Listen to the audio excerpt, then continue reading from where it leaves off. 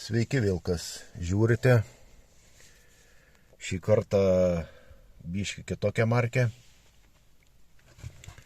Golfas. Dar kol kas neišsinagrinėjau, kokia čia baterija 2.4 ar 3.6. Bet dabar rašo, kad 213 galima privažiuoti. Tai nežinau, pasižiūrėsim. Bandu dabar skanuoti. Jau klaidų keletą yra primėtę. Tai nežinau, žiūrėsim, kas čia, kokie čia gedimai išlinda. Kas čia kaip analizuosim. Na ir aišku, reikia sutvarkyti. Na ir kaip golfam. Visada jau sudaviklis iš karto meta problemas. O ketvirto dačiko nemato.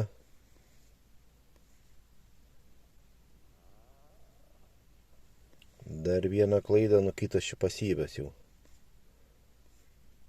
Tai ką norėt, kad jisai čia šildytų. Reikia žiūrėti pradžiai tą dačiką susirasti. Ir tada žiūrėsim dar toliau. Čia šita pasyvi, nieko tokio.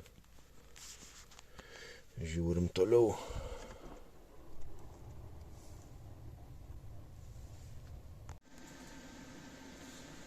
Tai su tuo golfu dar vien kondiškės remontų neapseisim. Dar laukia prie tą pačią ir variklį keitimas. Nes defektai yra.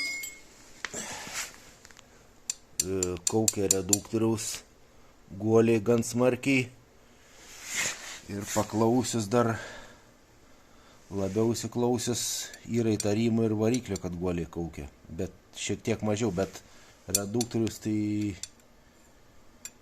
žiaurus dainavimas. Tai va, čia toks kodas variklio 100 kW.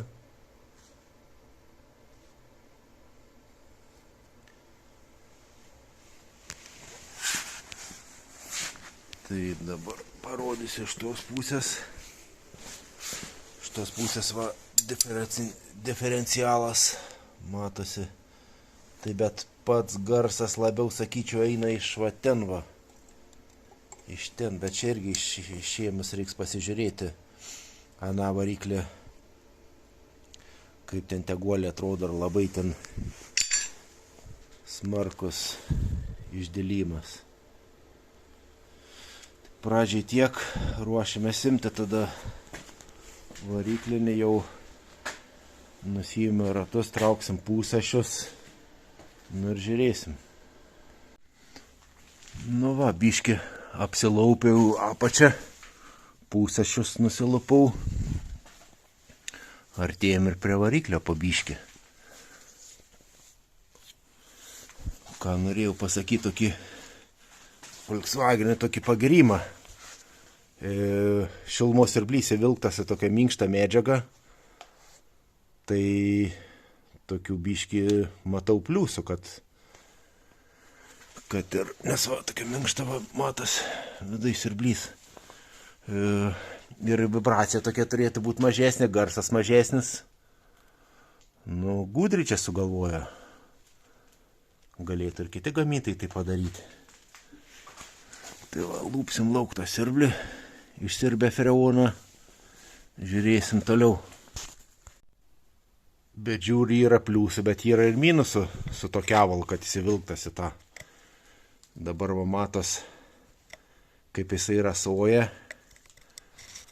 arba ir drėgmė kaupės, tai va, trūpa aliumas visas. O, aliumo korozija baisi, tai nežinau. Gal be reikalo aš ir pagyriau, kad įvilktas, nu, nežinau, dėl garso tai tikrai turėtų būti geriau, bet dėl korozijos tai nežinau, tiesiog visas supūvęs, siurblys. Na, aišku, išorė šiaip veikintis, viskas su jo viskas gerai, bet Tik tiek, kad va, korozija veikia. Jau ir iš viršaus po biškį atjunginėjo Golfo variklį. Reiks freoną išsirpti. Kitaip nepavyks išimti variklio. Tai va, krapštau po biškį tas jungtis.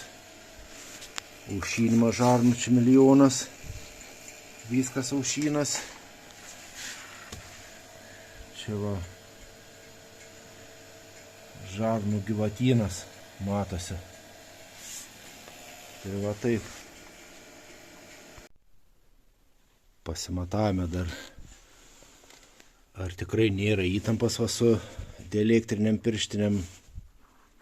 Jau, nors aišku, viskas atjungta, bet dėl visako, dėl šventos ramybės dar pasižiūrėjau, ši baterijos neateina.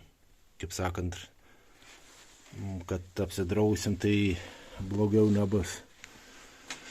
Tai va dabar galim bus atjungti iš variklio jungtis, iš baterijos. Jau tikrai turėtų būti saugiai. Tai va bandom lūpti ir kelsim variklį tada žemėn, ko gero.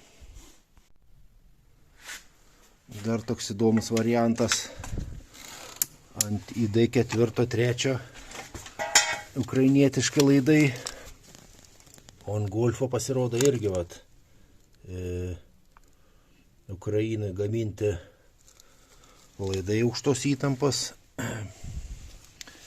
Tik įdomu, dar šiuo metu jos gamina toj šalyje ar ne?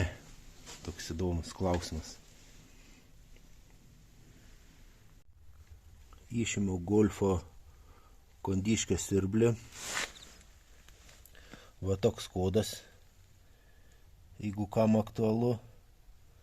Ir kaip visuose siurbliuose rašo, freonas ir toks tinka. Tik tai Golfą pilasi daugiau alyvos. 250 gramų pilasi jį. Tai va. Kiek čia reikaliukų su šituo siurbliu. Dirbsim toliau. Dar kol iš to Golfo išimtas variklis, norėčiau vieną labai gudrų dalyką parodyti, ką naudoja Volkswagen gamintojai. Ir D3, D4 yra tas kontras, tai vat matosi, ateina aušinimo žarnos į tokį aušintuvą, šildytuvą, sakykim, kaip čia jį pavadins. Ir tuo pačiu ateina iš šilumos siurblio vamzdėlį. Ir toks gaunas šiltas kontras šildymo, šaldymo.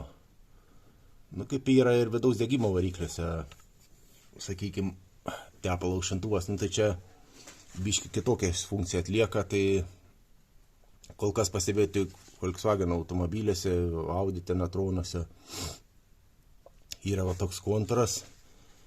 Tai ta prasme padeda truputėlį ir tuo pačiu yra sutaupama šilumos siurblio energijos. Tai va, nu, čia dar kiti vožtuvėliai, tai čia jau kitas funkcijas atlieka, bet čia Golfe daug čia jų yra. Vienu žodžiu, tai vat norėjau šitą kontūrėlį parodyti, tokį gudrų dalyką, ką gamintojai atrado. Na ir ką, dėsime jau kitą variklį, kelsim ir tada junginėsim jungtis, bandysim paleidinėti.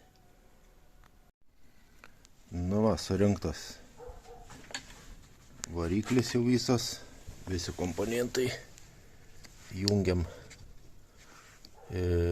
aukštos įtampos jungti ir tada 12 voltų pajungsim akumuliatorių. Na ir bandysim tada paleidinėti. Nu ką, dar šildymo sistemas neužpildėm, bet reikia bandyti paleisti dabar. Lypom. Bandom pasileisti. Taip. Baterija buvo atjungta. Tai dabar nepasileis. Klaidos nusims, arba su kompu gal reikės nuimti.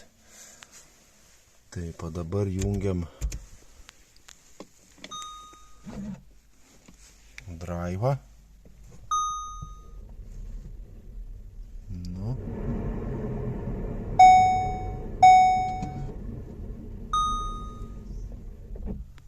Viskas jungias, viskas važiuoja, nu ką. Gerai. Belieka tik užpildyti sistemą ir bandyti pralėkti per sniegą. Ir tiek bus reikalų. Tai dar apie tą Golfą.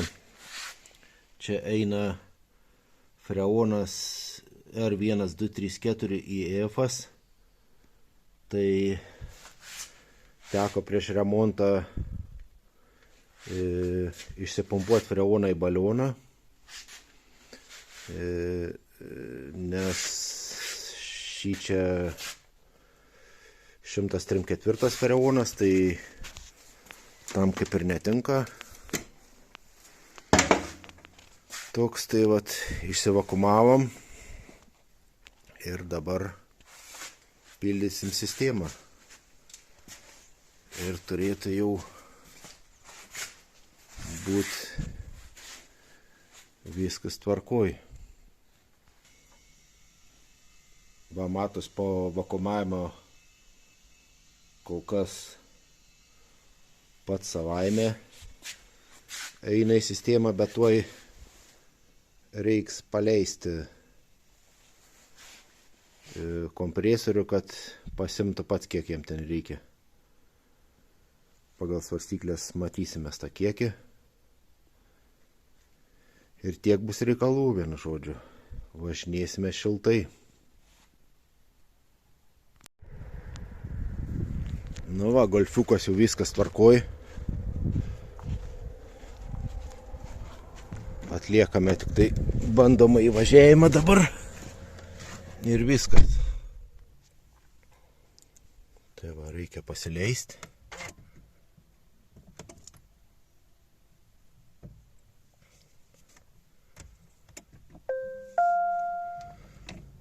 Ir